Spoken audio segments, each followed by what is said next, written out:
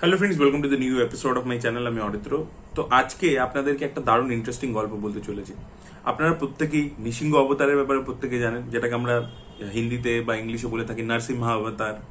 তো প্রহ্লাদকে বাঁচানোর জন্য হিরণ্যকশিপু, তারই বাবা রাক্ষস রাজা হিরণ্যকশিপুরের থেকে প্রহ্লাদকে বাঁচাবার জন্য এই অবতারটা নিয়ে আর কি নারায়ণ আর কি এসেছিলেন পৃথিবীতে এবং এসে বধ করেছিলেন হিরণ্যকশিপুরের। এই গল্পটা মোটামুটি অনেকেই জানে, কিন্তু এবার আপনাদেরকে আমি এটার একটা গল্পটার একটা এক্সটেন্ডেড ভার্সন বলবো, যেখানে আপনারা কি সরাবা অবতারের ব্যাপারে জানেন, যেটা অ্যাকচুয়ালি মহাদেবকে নিতে হয়েছিল, যেটা অ্যাকচুয়ালি এই নরসিংহ অবতার, যেটা নৃসিংহ অবতারেরই একটা bigger version with us addition.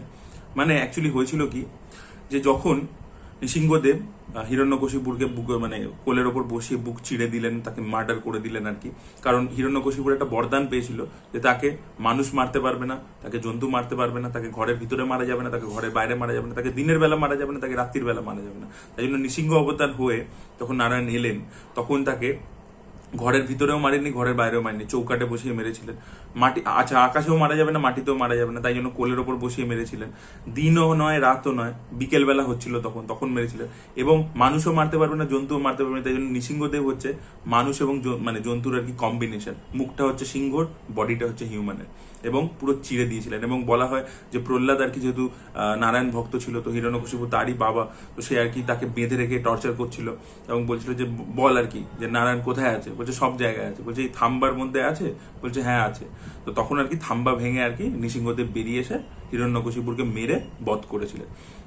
এই গল্পটা মোটামুটি সবাই জানে, এটা বলে দিলাম যারা জানে না তাদের জন্য। এবার হচ্ছে কি, যে এই যে বধটা করার পরে নৃসিংহদেব আর কি মানে ওইটা ধরে খুব মানে ওই ভার্সনটা খুব অ্যাংরি একটা ভার্সন। মানে নারায়ণের আপনি যদি অন্য ভার্সন গুলো দেখেন, বামন অবতার খুব কাম অ্যান্ড কম্পোজড, রাম তারপরে আমাদের যদি কৃষ্ণ দেখেন, তারা খুব বুদ্ধিদীপ্ত, খুব কাম অ্যান্ড কম্পোজড ভার্সনস। কিন্তু এই নৃসিংহ অবতার হচ্ছে প্রচন্ড ফেরোসাস অ্যান্ড ভাইলেন্স। এবার সে আর কি ওই হিরণ্যকশিপুরকে মারার পরও না তার রাগটাকে থামানো যাচ্ছে না। সে আশেপাশে যা পাচ্ছে অন্য রাক্ষস টাক্ষস সবকিছু ধ্বংস করে দিচ্ছে। তো তার এটা মানে এই ক্রোধটা কেউ হ্যান্ডেল করতে পারছে না, এবং লোকেও ভয় পাচ্ছে যে ওই নৃসিংহ অবতার থেকে আবার নারায়ণ নিজের নর্মাল ফর্মে কবে ফিরবেন, কিভাবে ফিরবেন। সেগুলো নিয়ে দেবী দেবতারা চিন্তায় পড়ে গেছে। তো তারা সঙ্গে সঙ্গে মহাদেবের কাছে যান, মহাদেবকে গিয়ে বলেন যে এরকম উনি এই অবতারটা নিয়েছেন এবং ওনাকে কিছুতেই কন্ট্রোল করা যাচ্ছে না, তো আপনি কিছুভাবে কন্ট্রোল করুন।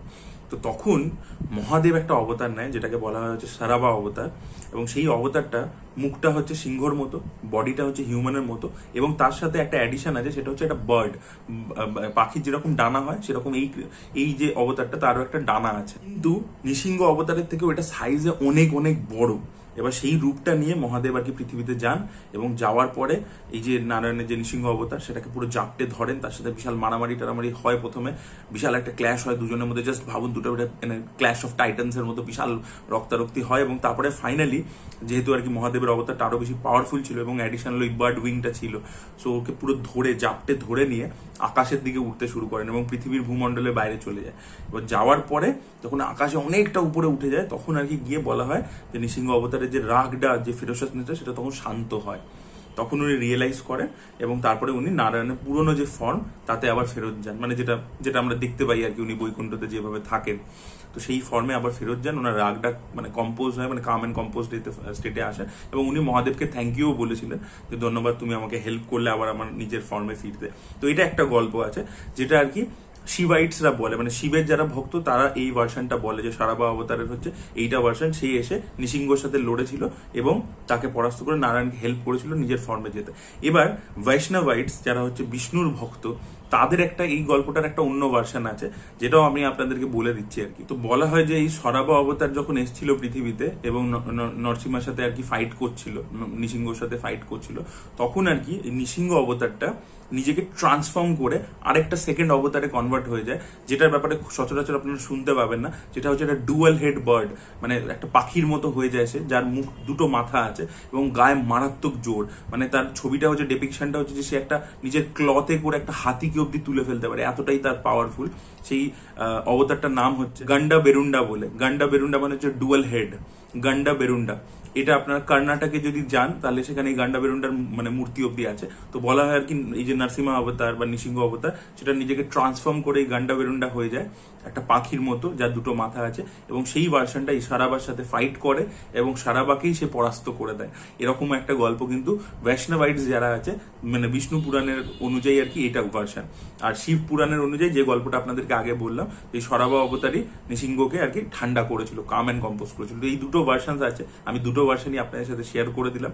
এবার আমরা দেখুন যাই না, আমরা বলতে পারি না যে কোন এটাই হয়েছিল কি ওটাই হয়েছিল, আমরা জানি না সেটা। তো দুটোই ছিল ভার্সন, তো দুটো পুরাণের অনুযায়ী আর কি কি ছিল আমি আপনাদেরকে বলে দিলাম।